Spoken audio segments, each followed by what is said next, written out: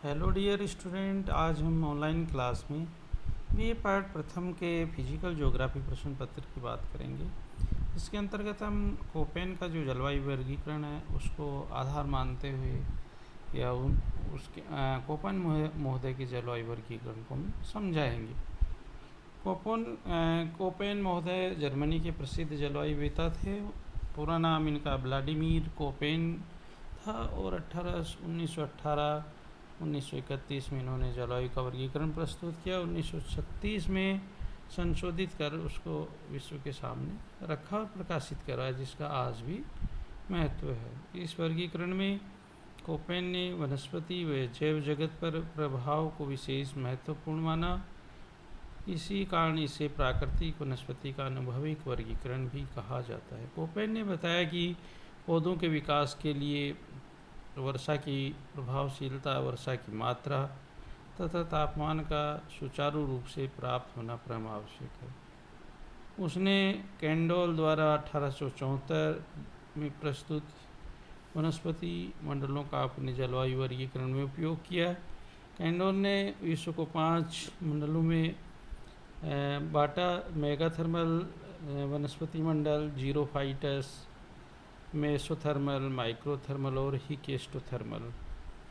Koppen ने जलवायु को पहले 6 भागों में बांटा, जिन्हें अंग्रेजी के बड़े अक्षरों ABCD और S द्वारा प्रदर्शित किया गया है। ए फॉर यानी उष्णकटिबंधीय या भूमध्य रेखीय जलवायु, B शुष्क जलवायु, C उष्ण शीतोष्ण आर्द्र जलवायु, D शीत शीतोष्ण जलवायु, E ध्रुवीय जलवायु, H उच्च पर्वतीय जलवायु। इसके अतिरिक्त भी उन्होंने उपविभाग की, जैसे B के BS और BW, E के ET और EF आदि। इसके अतिरिक्त A, C, D और E के साथ इन अक्षरों का भी प्रयोग किया। स्मॉल F यानी आर्द्र, स्मॉल W शीत ऋतु शुष्क, S ग्रीष्म ऋतु शुष्क, M ग्रीष्मकालीन मानसून प्रचुर वर्षा। उपयुक्त संकेत चिन्हों के अलावा कुछ अतिरिक्त छोटे अक्षरों का उपयोग इस प्रकार से भी उन्होंने किया है। इस मानचित्र में इन्होंने जलवायु कटिबंधों को समझाने का प्रयास किया है। यदि हम इस कोपेन ने 6 भागों में तो जलवायु को बांटा ही, उसके बाद कई उपविभागों में उसको विभक्त किया। वर्षा के मौसमी वितरण तथा मौसम की शुष्कता, तापमान के वितरण तथा जलवायु एवं वनस्पति के संबंधों के आधार माना। इस आधार पर उन्होंने जलवायु प्रदेशों में विश्व को विभक्त किया। एक प्रकार की जलवायु की जो बात करें हम, उसमें उष्ण कटिबंधीय आर्द्र जलवायु आती है। इसमें वे स्थान आते हैं जहाँ वर्ष पर्यंत वर्षा होती रहती है, सबसे शीतल महीने सहित भी। औसत तापमान 18 डिग्री सेंटीग्रेड से अधिक रहता है। ताप के आधार पर यहाँ एक रूपता का गुण विद्यमान है। प्राय वर्ष भर वर्षा होती रहती है। यहाँ पर औसत वाष्पीकरण वर्षा से कम होता है एवं शीत ऋतु नहीं पाई जाती है। वर्षा तापांतर और शुष्कता की अवधि के अनुसार इसके निम्न उपविभाग किए गए हैं: AF, AM और AW। AF यानी प्रचुर मात्रा वाले वन प्रदेश, जहाँ वर्ष पर्यंत बारिश होती रहती है, वार्षिक तापांतर बिल्कुल नहीं होता है, शुष्कता का डियर स्टूडेंट इसमें अभाव होता है। AM यानी उष्णकटिबंधीय मानसूनी वर्षा वाले प्रदेश, बहुतायत वन पाए जाते हैं, लघु शुष्क ऋतु इसमें होती है। AW यानी उष्णकटिबंधीय आर्द्र तथा शुष्क जलवायु वन, उष्णकटिबंधीय सवाना के नाम से इनको जाना जाता है। वर्ष पर्यंत ऊंचा तापमान रहता है, शीत ऋतु भी होती है। भारत का बहुत बड़ा भाग इसके अंतर्गत आता है।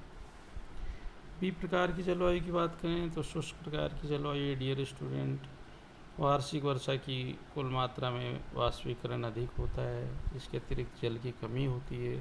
तापमान और वर्षा के महीनों के आधार पर इसके 2 भाग है: BS यानी स्टेपी जलवायु, इसे अर्ध शुष्क जलवायु भी कहते हैं। इस ऊपर की जलवायु की सीमा को सही ज्ञात करने के लिए विशेष सूत्रों की सहायता लेनी पड़ती। इस प्रदेश में वर्षा की मात्रा 38 सेंटीमीटर से 75 सेंटीमीटर तक होती है। BW यानी मरुस्थलीय जलवायु, वर्षा बहुत कम होती है। औसत वार्षिक वर्षा 75 सेंटीमीटर से कम होती है। स्टेपी जलवायु की बात करें तो BSH के नाम से और BSK है, यानी उष्णकटिबंधीय स्टेपी जलवायु। औसत वार्षिक तापमान 18 सेंटीग्रेड से अधिक, यानी पश्चिमी मरुस्थल जो हमारा भारत का उसमें पाई जाती है इस प्रकार की।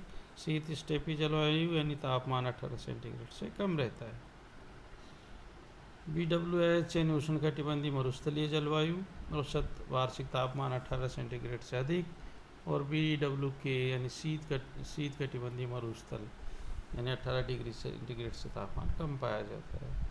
इसी प्रकार की जलवायु देखें तो उष्ण आर्द्र समशीतोष्ण जलवायु है। इसे उष्ण शीतोष्ण जलवायु भी डियर स्टूडेंट कहते हैं। और यहाँ सबसे ठंडे महीने का औसत तापमान 18 डिग्री सेंटीग्रेड से कम और 3 सेंटीग्रेड से अधिक पाया जाता है।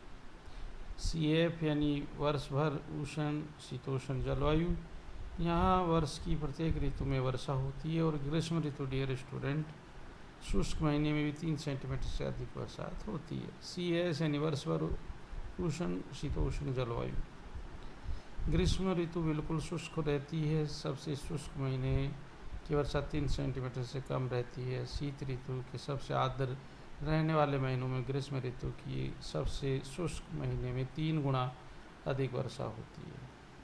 CWG यानी वर्ष भर उष्ण शीतोष्ण जलवायु,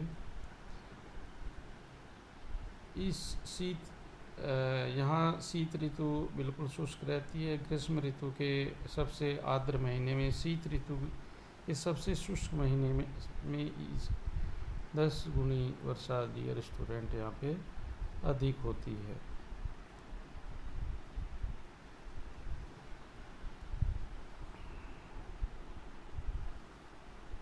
D प्रकार की जलवायु देखें तो शीतोष्ण जलवायु है। यह ठंडी अधिक होती है, इसलिए इसे हिम जलवायु के नाम से पुकारते। वर्ष में सबसे गर्म महीने का तापमान 10 सेंटीग्रेड से अधिक तथा सबसे ठंडे महीने का तापमान 3 सेंटीग्रेड से कम रहता है। DF यानी शीतोष्ण आर्द्र वन, यहाँ शुष्क ऋतु नहीं होती, वर्ष भर वर्षा होती, सिटेगा प्रदेश भी कहते हैं। DW शीतोष्ण वन, यहाँ शीत ऋतु शुष्क रहती है। ध्रुवीय जलवायु, इस भाग में सबसे गर्म महीने का औसत तापमान 10 डिग्री सेंटीग्रेड से कम रहता है तथा ग्रीष्म ऋतु का कोई नामो निशान नहीं होता है। ET यानी हिममंडित टुंड्रा प्रदेश, उष्ण महीने का तापमान 10 सेंटीग्रेड से कम किंतु 0 सेंटीग्रेड से अधिक होता है। EF सतत हिमाच्छादित जलवायु, वर्ष पर्यंत तापमान 0 डिग्री सेंटीग्रेड से कम रहता है। H प्रकार की जलवायु यानी उच्च पर्वतीय जलवायु, इस प्रकार की जलवायु केवल विश्व के अधिक ऊंचे पर्वतों पर डियर स्टूडेंट पाई जाती है। यहाँ पर हिमवर्षा और ठिंगने कोणधारी वनों की दशाएं पाई जाती है।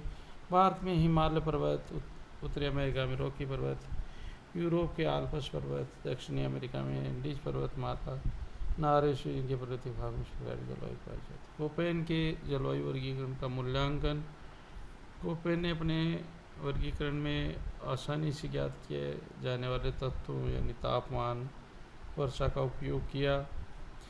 विश्व जलवायु वर्गीकरण में अक्षरों का प्रयोग करने में कोपेन आगामी रहे।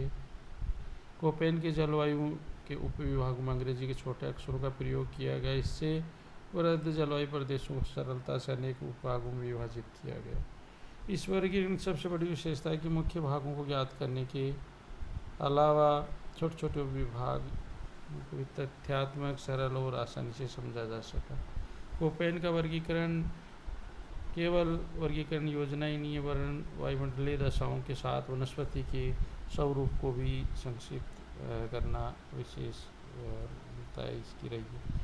आलोचना के रूप में देखें डियर स्टूडेंट इसकी में तो इसकी आलोचना हुई है और इन्होंने कोपेन ने वर्षा की प्रभावशीलता को काफ़ी महत्व दिया है जो कि नियम के विरुद्ध है। इस जलवायु वर्गीकरण में पवन की दिशा व प्रवाह, धरातलीय रचना, समुद्री धाराओं का प्रभाव, वर्षा के दिन आदि तथ्यों को नज़रअंदाज कर दिया गया जबकि ये आवश्यक होते हैं जलवायु में। कोपेन ने वृक्षों को भूमध्य सागरीय क्षेत्रों में सम्मिलित किया जो कि नियमानुसार गलत है। वर्गीकरण में कृषिगत विशेषताओं का ध्यान नहीं रखा गया जबकि कृषि जलवायु का मुख्य आधार है। इसमें वायु राशियों की विशेषताओं को भी समाहित नहीं किया गया है। जलवायु के प्रमुख प्रकारों के साथ ही उपविभागों के लिए उपयुक्त वर्णाक्षरों को याद रखने में कठिनाई डियर स्टूडेंट होती है।